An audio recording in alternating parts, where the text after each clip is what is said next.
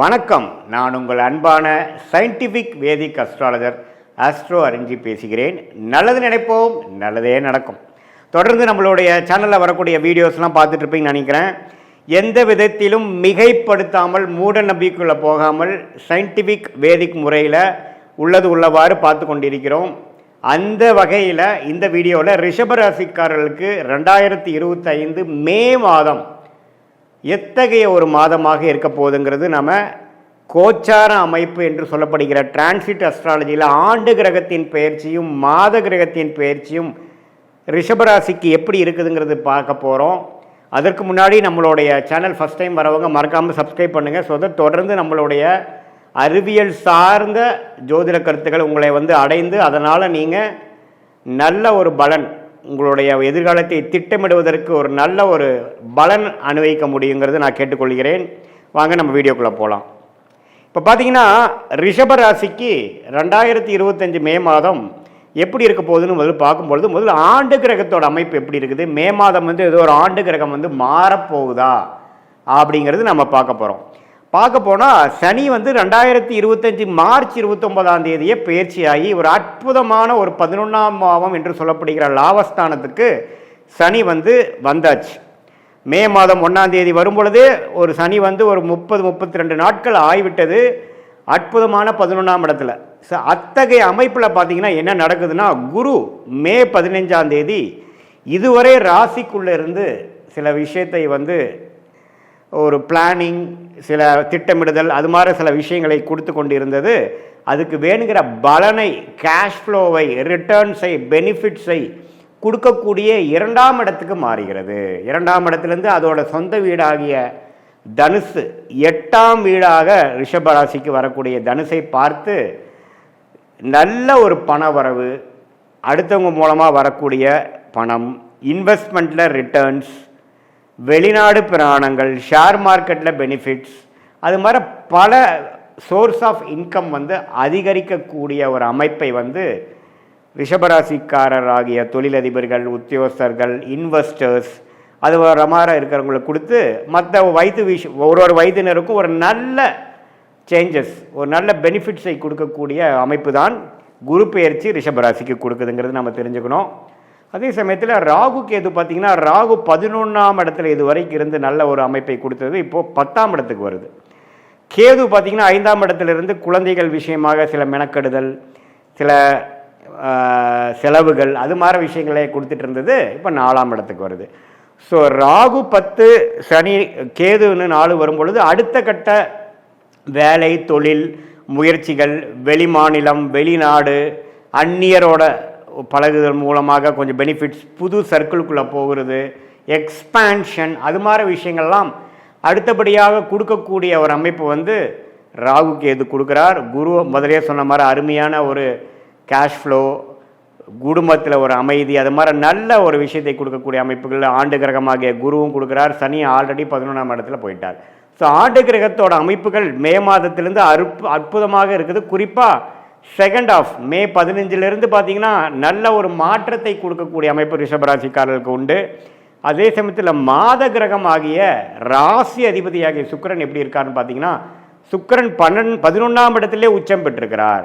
So 11ஆம் இடத்திலே சுக்கிரன் உச்சம் பெற்றிருக்கும் பொழுது சனி ராகுவால் பாதிக்கப்பட்டு ஏப்ரல் மாதம் இருந்த ராசி அதிபதி அப்படியே சனி ராகு விட்டு விலகி விலகி விலகி ஓரளவுக்கு பிரச்சனைகள் இல்லாத ஒரு அமைப்பு ஒரு மே 15ஆம் தேதியிலேருந்து ராசி அதிபதி சுக்கிரன் உச்சம் பெற்றனால அருமையான அமைப்பு கொடுக்குது. ஸோ சனி பயிற்சியோட முழு பலன், சனி 11ஆம் இடத்துக்கு வந்துட்டார் அப்படிங்கிற முழு பலனை மே 15லேருந்து நீங்கள் உணரக்கூடிய ஒரு காலகட்டமாக ரிஷபராசிக்காரர்களுக்கு உண்டு. அதே சமயத்தில் புதன் பார்த்தீங்கன்னா 11ஆம் இடத்துல இருக்கக்கூடிய மீனத்திலிருந்து மே 7ஆம் தேதியே 12ஆம் இடத்துக்கு வரார். மே 23ஆம் தேதி ராசிக்குள்ளேயே வருகிறார். இதெல்லாம் ஒரு அற்புதமான ஒரு பயிற்சியாக தெரிகிறது. ஏன்னா சுக்கிரனோ வீட்டில் புதன் அந்த ராசிக்குள்ளேயே புதன் வரும்பொழுது புத்தி கூர்மை, மாணவர்கள் பார்த்திங்கன்னா அவங்களுக்கு எழுதக்கூடிய எக்ஸாம்ஸ், காம்படிட்டிவ் எக்ஸாம்ஸ் எல்லாத்துலேயுமே ஓரளவுக்கு நல்ல லாஸ்ட் மினிட்டில் நல்லாவே பெர்ஃபார்ம் பண்ணக்கூடிய அமைப்புகள், எல்லா வயதினருக்கும் ஒரு நல்ல ஒரு புத்தி ஐடியாஸோட, ஒரு புத்தி கூர்மையோட, கான்ஷியஸ்னோட ஒரு நல்ல ஒரு விஷயங்களாக செயல்படுத்தக்கூடிய அமைப்பு தான் இந்த புதன் ராசிக்குள்ளே வர்றது. சூரியனும் பார்த்தீங்கன்னா மே 15க்கு அப்புறம் ரிஷபத்தில் வந்து ராசிக்குள்ளேயே வர்றது எல்லாமே ஒரு நல்ல அமைப்பை கொடுக்கக்கூடிய அமைப்பு. விரயங்கள் குறைந்து செலவுகள் குறைந்து அடுத்த கட்ட நடவடிக்கைக்காக பெனிஃபிட்ஸ் அணிவிக்கக்கூடிய அறுவடை செய்யக்கூடிய போன்ற 1 வருஷமாக 2 வருஷமாக சனி 10ஆம் இடத்துல தொழில் ஸ்தானத்திலிருந்து கடும் உழைப்பை கொடுத்த ரிஷபராசிக்காரர்களாகிய உங்களுக்கு அதோட பெனிஃபிட்ஸ் அதோட பலன்களை அணிவிக்கக்கூடிய ஒரு காலகட்டத்தின் ஆரம்ப பகுதியாக நாம் இதை எடுத்துக்கலாம். ஸோ சூரியன் புதன் சுக்கிரன் எல்லாமே நல்லா இருக்கும் பட்சத்தில் செவ்வாய் பார்த்திங்கன்னா 3ஆம் இடத்துல கடகத்தில் நீச்சமாகவே இருக்கிறார். அவர் 7க்கும் 12 கூடியவன் 3ல் நீச்சமாக இருக்கிறது அவ்வளோ ஒன்றும் தவறு இல்லை. ஸோ அது ஒன்றும் பிரச்சனை இல்லை.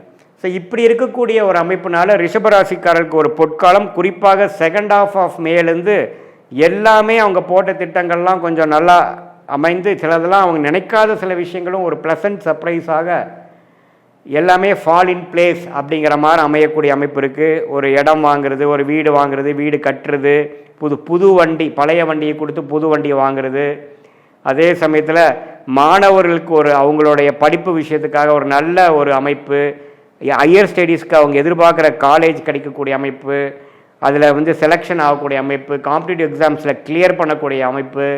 அதே சமயத்தில் சீனியர் சிட்டிசன் பார்த்திங்கன்னா இதுவரைக்கும் செலவுகளும் மருத்துவ விஷயத்தில் வந்து ஒரு கிளாரிட்டி இல்லாமல் ட்ரீட்மெண்ட் வந்து பலன்கள் கொடுக்காமல் இருந்ததெல்லாம் இப்போ படிப்படியாக ஓரளவுக்கு நோய்களோட வளர்ச்சி குறைந்து நோய்த்தன்மை குறைந்து ஓரளவுக்கு ஹெல்தினஸ் ஆரோக்கியம் கூடக்கூடிய அமைப்புலாம் பார்த்திங்கன்னா இத்தகைய ஒரு சனி பெயர்ச்சி, ராகு கேது பெயர்ச்சி, குரு பெயர்ச்சி, அதே சமயத்தில் மாத கிரகத்தின் அமைப்புகளும் ரிஷபராசிக்காரர்களுக்கு குறிப்பாக சொல்லப்போனால் மே 15க்கு அப்புறம் ஓரளவுக்கு நல்லா வருதுங்கிறது தெரிஞ்சுக்கணும். இது வந்து ஒரு பொதுவான ஒரு பலன்களை தவிர உங்களுடைய ஜென்ம ஜாதகத்தில் எப்படி வந்து உங்களுடைய லக்னாதிபதி எப்படி இருக்கிறார், நீங்கள் எந்த லக்னத்தில் பிறந்தீங்க, தசா புக்திகள் வந்து எப்படி போய்கொண்டிருக்கிறது, அந்த தசநாதனோட அமைப்பு எப்படி, ஸ்தான பலம் எப்படி, திக்பலம் எப்படி, திருக்பலம் எப்படி, ஒளி பொருந்திய கிரகத்தின் தசைகள் போகுதா அல்லது ஒளி இல்லாத கிரகத்தின் தசை போகுதா, அந்த தசநாதனும் புக்திநாதனும் இப்போ கோச்சாரத்தில் நாம் பேசின அந்த ஆண்டு கிரகம் மாத கிரகத்தில் எத்தகைய அமைப்பு போகுதுங்கிறது ரெண்டையும் சேர்த்தி பார்க்கும் பொழுது transit astrology and natal astrology, அதாவது கோச்சார அமைப்பும் ஜென்ம ஜாதகத்தில் வரக்கூடிய தசா புக்திகள் அமைப்பும் சேர்த்து பார்க்கும் பொழுது உண்மையே துல்லியமான பலன்கள், அதாவது அடுத்த 6 மாதங்கள் எப்படி இருக்க போகிறது, அடுத்த ஒரு 1.5-2 வருடங்கள் எப்படி இருக்க போகுது, லாங் டேர்மாக எப்படி இருக்க போகுதுங்கிறதெல்லாம் நம்ம துல்லியமாக இந்திய வேத ஜோதிடம்ல சயின்டிஃபிக் அடிப்படையில் எந்த விஷயத்துலையும் மிகைப்படுத்தாமல் அதிகமாக நம்ம வந்து ஒரு பரிகாரங்கள் அது மாதிரி மூட நம்பிக்கைக்குள்ளே போகாமல் கர்மா எப்படி செயல்பட போகிறது, என்ன நடக்க போகிறது, அதிலிருந்து நம்ம எப்படி வந்து நல்ல விஷயத்தை எடுத்து எப்படி மென்டல் ப்ரிப்பரேஷன் மூலமாக நாம் வந்து தேவையில்லாத சாய்ஸஸை அவாய்ட் பண்ணி நம்மளுடைய கர்மாவுக்கு நிகராக நம்மளுடைய லைஃப் பிளானையும் அலைன் பண்ணிவிட்டு எப்படி நம்ம ஜெயிக்கலாங்கிறது நம்ம கண்டிப்பாக பார்க்கலாம். இது பொதுவான பலன்கள்ங்கிறது நீங்கள் தெரிஞ்சுக்கணும். மீண்டும் மற்றொரு காணொலியில் சந்திப்போம். நன்றி, வணக்கம். கடவுள் அருள் டிவியை பார்த்தமைக்கு நன்றிகள். மேலும் இது போன்ற தகவல்களை தெரிந்து கொள்ள கடவுள் அருள் டிவியை சப்ஸ்கிரைப் செய்யுங்கள். மறக்காமல் பெல் ஐக்கானை கிளிக் செய்யுங்கள்.